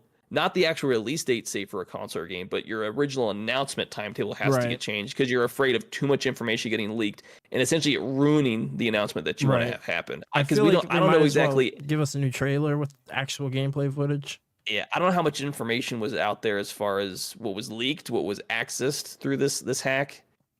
Quite a bit. I saw video, I saw images. I do my best to avoid seeing stuff like this. I don't like to see leaks. It just pops up like on X. I don't go out of my way to look for it unless I just kind of accidentally stumble into it. But it just seems like a huge problem. It's like one of the big things that came out this week. Earlier this week was this hack, and you're like, all these early game leaks, and now this, like, you'll have a huge problem right now. No doubt. I mean, it's crazy. Yeah. But there was some stuff about this. I didn't get a whole chance to look into it. But obviously there was some information released as far as the Switch 2. Did you hear anything about that? I actually haven't heard about any Switch 2 stuff this week. I mean, I know we talked 'Cause- about Yeah, some 'cause I didn't see this right away. Like I said, I was trying to avoid a lot of it, and then I was like, oh, I didn't realize this all got leaked. Yeah, it looks like as- random 67 on the family boards, and a hidden post. There's the other problem with these leaks is how much of this can you actually tell? Are people just starting to be like, oh, someone hacked this? Let me just be sensational and Make say, hey, something this is a up, leak. yeah. Yeah, Yeah, it's always a possibility. people want the clout for a minute, so his name's getting out people there. been- We just read it off. We've been hearing this for months now about leaks for, hey, this is when they're going to do this I one know. thing. This is when they do the other. Some stuff's right. Almost Some every stuff has been week. blatantly wrong. I know it feels like every week there's something different. I think this also gives room for some people just to come out and start saying stuff. And you're like, well, this is harder to trust and verify because who knows with this hack, like how much information you got and what people are saying is actually true. What is it false? Like, does this person have a good track record and they're just playing the cloud game, or do they actually know, what's actually going on? I know what's going on. Yeah, Yeah, because that randomly random said have access to shipping records from, this says Vietnamese switch manufacturer 𝐁𝐫𝐸𝐷. They said some of the key components were HDMI, port testers, circuit boards.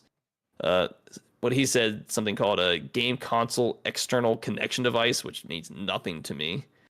I So think it's just the of course it's gonna have going from dock HDMI. to- Like, what are we doing? Some yeah, I it's don't like know what the non-news.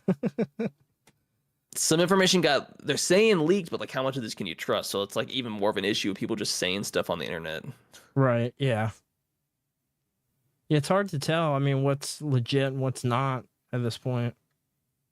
Yeah. I guess best thing you can do is just stay off social media, close your eyes until you hear an announcement like, hey, 2 days, here's this announcement. You did mention before the podcast, you're like kind of surprised that they haven't announced anything yet, or Yeah, given us because any we more did hear anything. I thought we heard decent stuff about something in October, which would make sense based off of what the Switch did. Yeah, And now we're about to go into, pretty much going into November with no. I feel like no we're going to announced finally get the window. like the actual confirmation when it's for sale, all that stuff Yeah. in November. I guess they technically said sometime between October and March. Yeah, They could just announce it in that window, but you're seeing there there's no way they're gonna wait till next year to I feel like announce they this. gotta There's no do way it it's in November. no way I it's feel coming they out have to. late, unless it's the release window is always later than we thought, and it actually is a September console release window, which then means they're gonna wait till Q1, Q2 to actually announce There's it. No Which would way that drive it's gonna everybody be insane. Next fall release. That is so If- late. If that's the if we case, that'll don't- make 9 years, or how many? That'll make 8 years. If they don't right? announce it, I think if they don't, this is just me. I think if they don't announce it before Thanksgiving, it means it's not coming out till No, I'm after with you. till fall next year. Like, yeah. I mean, it's got to So be they- before the not- holidays, right? They I think have it has to be, because once you get into holiday season, well, you don't want to take any attention away from anything else you're doing. Yeah. Some game releases, you're trying to maximize what's already out there. You want to keep the Switch keeps on, because you come out right before holiday season. Well, it's probably going to negatively impact your sales. So the closer you get, it's kind of a weird balancing act you have to make. But only time will tell. I'll figure out anything else. I guess before we get into some of the main headline news, is there anything else you wanted to bring up? Go follow us on social media. We're on Facebook, X, TikTok, Instagram, all that jazz. If you're listening on the audio, should be links in the description on all platforms. So definitely give a follow over there. I'm posting stuff every day. Oh yeah, it's definitely some good stuff. I guess going right into it, I don't know what to feel about this because it's Ubisoft, but apparently they're saying Beyond Good and Evil 2 is still in development. I feel like it's been in development for years at this point, It's been without any development added news. hell. Yeah, But at this point, I don't interesting. even know. I don't trust this game with Ubisoft. That's my problem. Usually they're bad. I mean, if it takes this long, how many years? 12 years? It says it was first teased It was E3 2008. Oh my god, That that's is so long. what, That's 12 14 years? 14? Yeah. That's crazy. Yeah, that's I was in so- high school when this game was announced. I know. It's crazy. They said that still in development. It recently passed an internal milestone with positive feedback. Whatever that means. So that was their confirmation to us. Yes, it's still in development. We passed a milestone, got positive feedback. Like, what does How that many even engines mean? this game has gone through. This is What is reaching Duke Ubisoft Nukem like? status. We need to stop the bleeding somehow. Let's just, hey, this game is doing good. I mean, we're shifting focus onto this game because we need, Because this is one I not bad actually want publicity. to play. Like I loved Beyond Good and Evil. Like I loved You it. like it's gonna be a 20-year gap between. Can you trust this game at this I point? don't think you can. It's restarted Ubisoft- development like 3 times. It has to. have. Outside of the ungodly long development time, I feel like can it's you not trust gonna be Ubisoft at this point? Because Ubisoft is just where they were in 2008 and where they are now, completely different companies. Yeah, dude, no, absolutely not. I don't trust them. No way. One of the worst. I mean, they're worse than EA now. Who would have thought that you can get worse than EA? EA was just the first to do it. They were the first. They were the trailblazer for bad company. They were rated worst company, like 3 years or something. 3 different years, like worst company overall in the I can world. believe it. Like whatever that thing is that rates companies. What's that called? A Better Business Bureau. But yeah, so it was rated worst company like 3 years by Better Business Bureau. That's crazy. That is crazy. Yeah. When did the first game come out? Oh God. Like Beyond Good. I was trying to figure out like, the original. 2003. Okay, 2003. November 11th, 2003. Yeah. This came out on the GameCube. Yeah. Yeah, it's a great GameCube, game. PS3, Windows 360. Oh my God, that's so many consoles ago. Yeah, I know. It's crazy. And we haven't gotten a single other game in this series. That was essentially like a lifetime ago. I know. That's what it feels like. That's It's nuts. no, yeah, that was 21 years ago. That's wild. There are people Been that are 21 years people- between games. people that were born when this game came out, are able to drink or about to Yeah. be able to legally drink in the U.S. now. It's crazy. Isn't that nuts? That's wild. That's so much time in between games. We thought 2008 Metroid already was feels like bad. a long time. Yeah. Yeah, it's wild. It has been remastered a couple of times, but like, what does that mean if you're not getting a new game? You're just getting a remaster. Yeah, that doesn't do anything for me. Well, you go back to the original launch date, it just sounds so much better than saying, "Oh yeah, I got a 20th anniversary like a few years ago, or like earlier this year or something like that." Wild. No, yeah, because if it turns 21 this year, yeah, it got its 20th anniversary like a Yep. year ago or earlier this year. Wild. Blows my mind. Yeah, no. Mind Ubisoft is just They're SOL. rough. We did get some leaks about the second Detective Pikachu movie. I still haven't watched the first one, to be honest. Oh wow, you haven't? No, oh I haven't. My gosh, you gotta watch it. It's really good. I heard good things about it.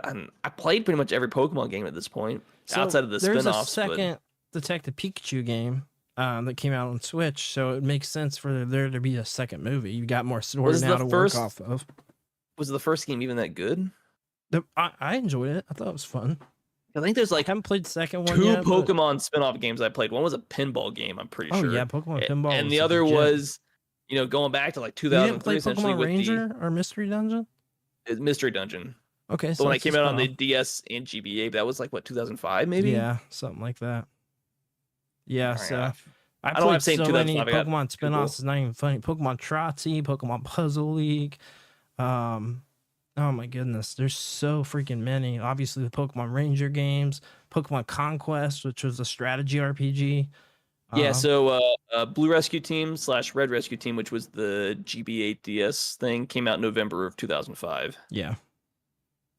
Yeah, I love those games. Did you get the one on Switch, the Mystery Dungeon? That's like the remake of those two games. I did know the DX one. Yeah, I didn't. it's good. It's really should, good. I It's a can- great way should to be able play it. still find a copy around here.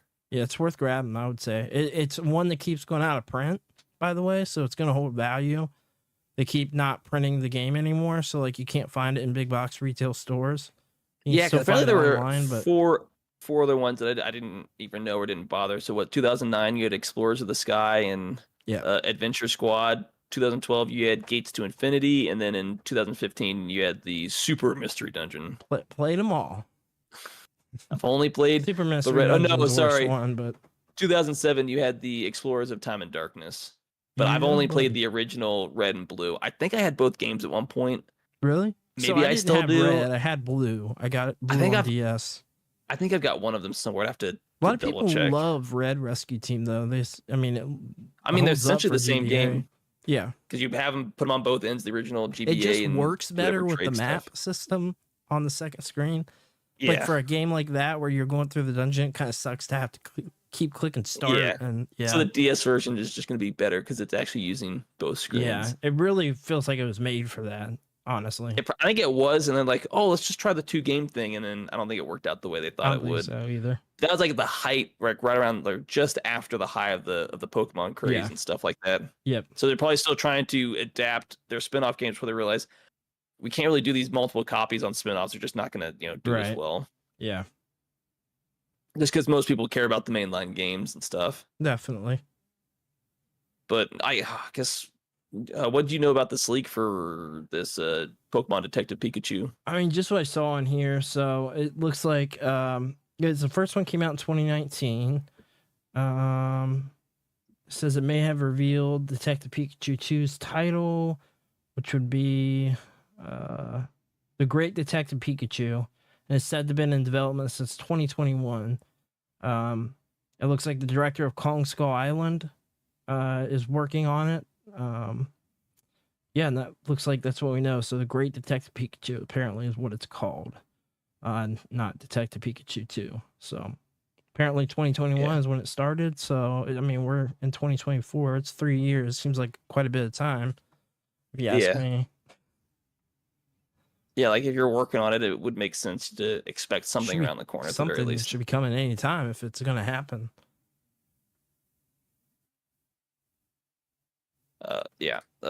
Sorry. So I was trying to pull something else up. Oh, you're good.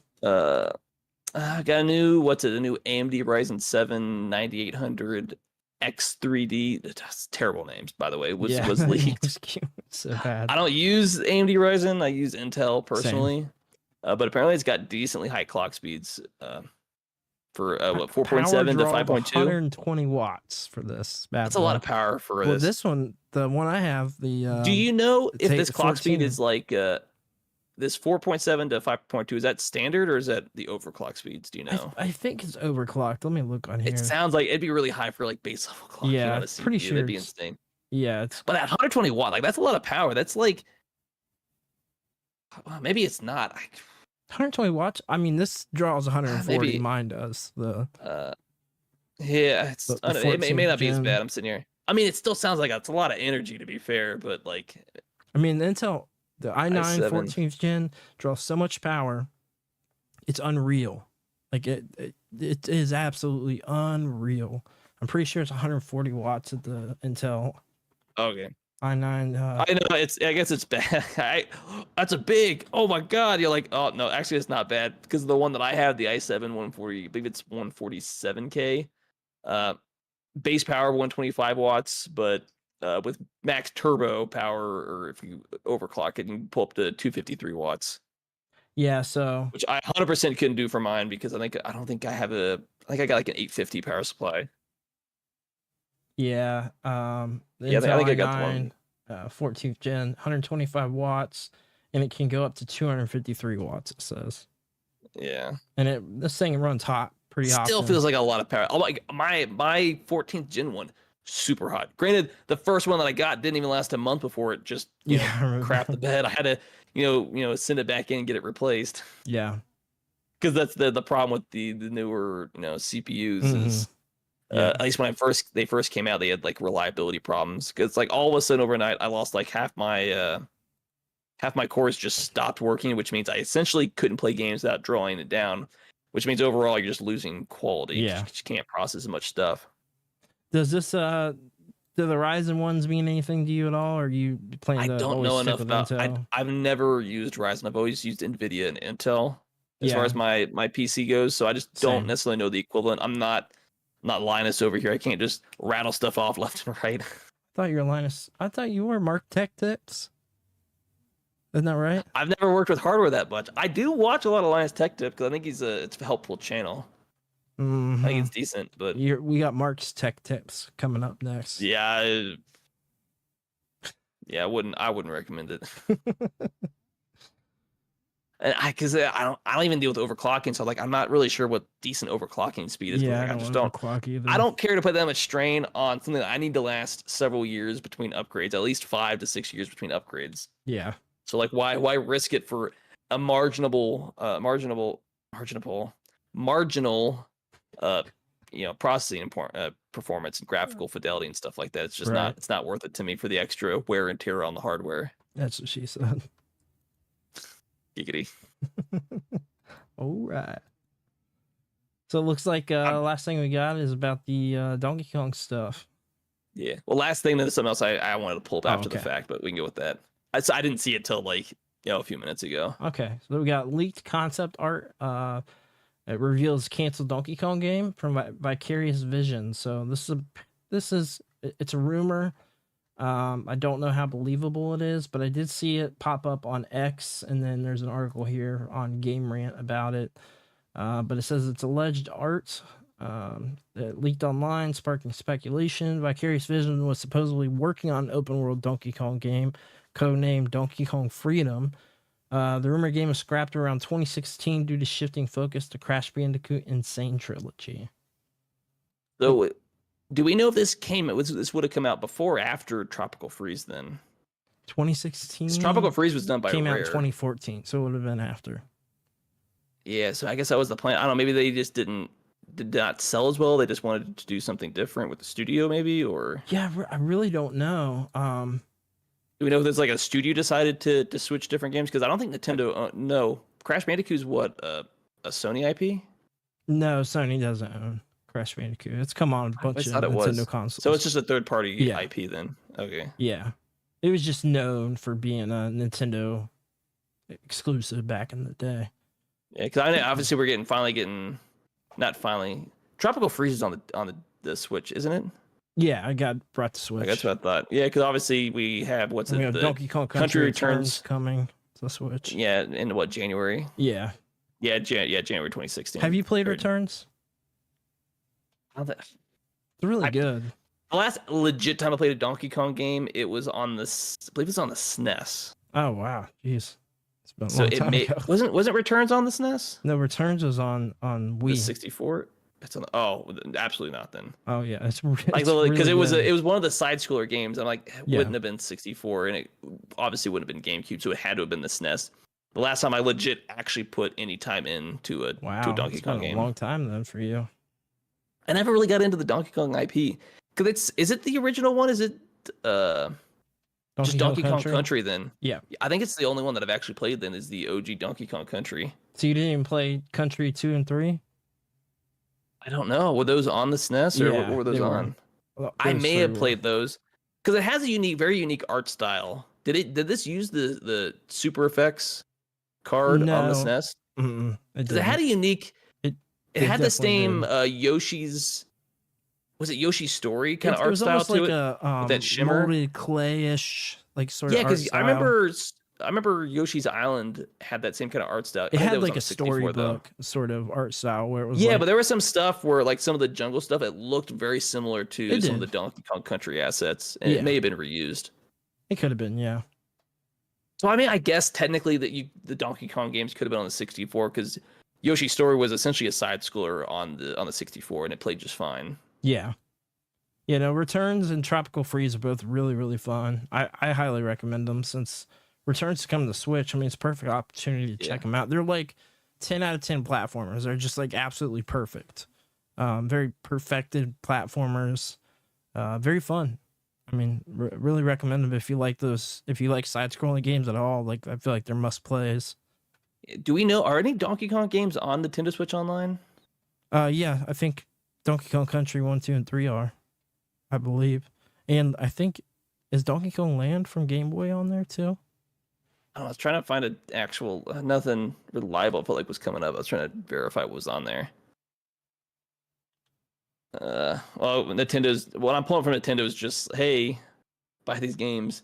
It's what Tropical Freeze, Mario vs. Donkey Kong, and then the HD games was popping up when I was searching it. So I didn't know if it was on the NSO or not. Yeah, no, never mind. So yeah, Country 1, 2, and 3 for the SNES are on there, and I guess the NES games as well. Gotcha. So Okay. nothing past the SNES games. Okay. Well, yeah, 64 is not on there yet. I can't wait for him to add 64 on there. You think they're going to get around to doing that? I hope so. I guess I'll go ahead and say Banjo-Tooie is officially on there now, so you can play that. It's now playable. It is. So it feels like it's the right time for them to add it. I mean, so they've got both Rare games on there now. Yeah, both Banjo-Kazooie Banjo-Tooie. So and there's Banjo-Tooie. absolutely zero reason they can't bring 64 to Switch Online. I don't know, maybe they're just kind of waiting. I mean, it would make sense around maybe December or something like that, around the Donkey Kong Country Returns, put another one on there. Yeah. As like just kind of keep the hype alive for the new game. Yeah. Yeah. That essentially comes out right after the new year, like 2 weeks after the new year on the 16th. Right. So yeah, I think it's about time. But I guess this other thing, and I kind of put it in the notes for you, that I saw this came down earlier today, early afternoon. Apparently the Video Game History Foundation lost their the DMCA decision. Apparently they won't grant exemptions for researchers as far as emulation goes. So the U.S. Copyright Office has declined to grant a new exemption to the Digital Millennium Copyright Act that would allow libraries and archives to offer remote digital access to out-of-market games for verified researchers, which seems really disappointing. Yeah, that is very disappointing. Because this was very specific, because I get it. Still technically under copyright for however many years. They're still under copyright, but this is for a mixture of research. This is a way to preserve games. Yeah. Because some of these, sure, have a chance to come back. A lot of these games, don't. Without legal stuff like this, have a highly chance of just disappearing forever. Right. And it's sad that we can't get, exemptions for certain people on stuff like this. The fact that, these old farts in government don't care about game preservation, because they obviously don't play these games. They just don't care. Yeah, I mean, it's as simple as that. They literally do not care. They have no stake in the game. They don't play them. They're not interested. To them, it is not like a film where it should be preserved. And, they're preserving films, but they aren't preserving games, another medium. Doesn't make any sense. Yeah, but apparently the Video Game History Foundation came out and said, we're not done fighting here. We will continue our advocacy for greater access and legal allowances for video game preservation, and working with members of the game industry to increase internal awareness around these issues. We encourage members of the game industry who are disappointed by the Copyright Office's decision to ask their leadership to push for greater support for the work of libraries and archives within their industry. Because I get it. The problem is for a lot of these games, and Nintendo has a really problem with this as well, is you're never going to really make money back on these old games that you've had.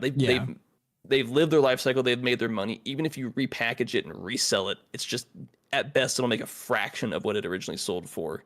But the fact that so many people are more concerned with, well, I guess we don't know because this is the Copyright Office, but the fact that there's just a lack of game preservation, which means you're going to have the same issue with old media as far as like TV shows and especially movies, is some of this older stuff, if it's not properly, protected by the community, it's just going to be lost forever.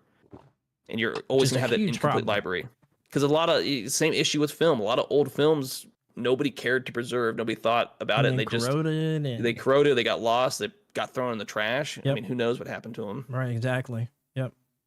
But I just saw this a little while we're going. I'm like, oh no, this absolutely needs to be brought up. Yeah, no, I agree. I didn't even know this was a thing going on. I didn't either. I didn't realize that this was going on right now. It looks like published a study last year revealing that only 13% of classic video games published in the U.S. are currently in release. 87% are currently unavailable. That is like most of the games.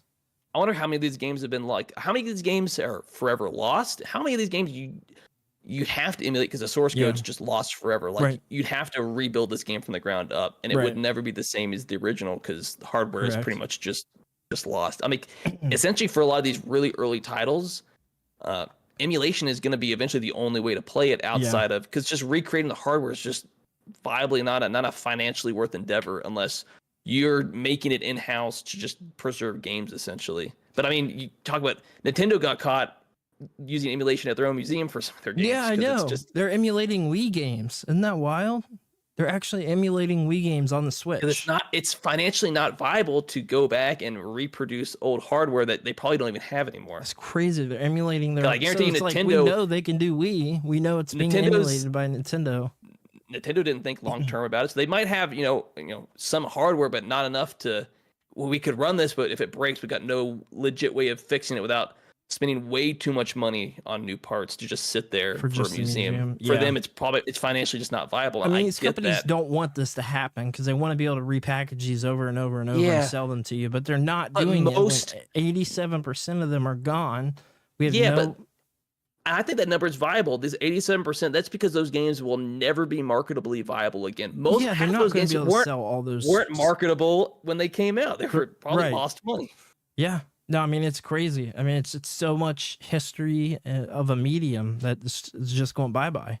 Yeah, and I'm glad they're going to keep fighting for this because at the very least, because I'm not saying people aren't preserving these games, but in a legal sense where you can legally like, hey, for sure we can have access to these games Right. in such a way, at least at the very least that they're preserved. Right. How people could potentially play them, that's up in the air. But as long as the game is preserved, That's what you we always care have about, a yeah. way to get around to accessing it eventually. You can deal with the legal issues, or at the very least say, hey, you go to a library and at least play Yeah. the game there. Which 'Cause to they be fair, should be.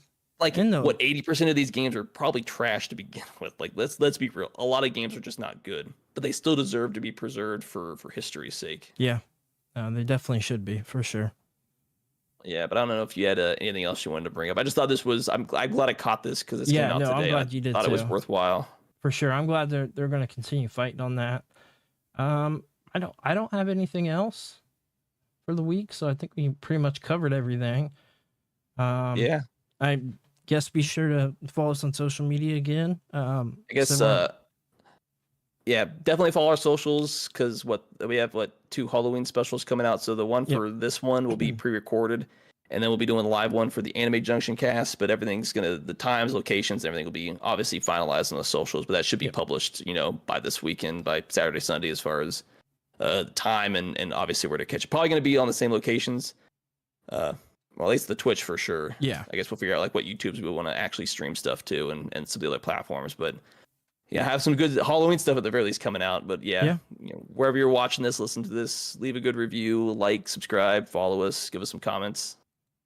Definitely appreciate every support that everybody gives us every week. Yep. Definitely appreciate all the support. And we'll be back again, of course, as every week, Friday, 8 p.m. Eastern Standard Time. We're live on Twitch, YouTube, TikTok, and all.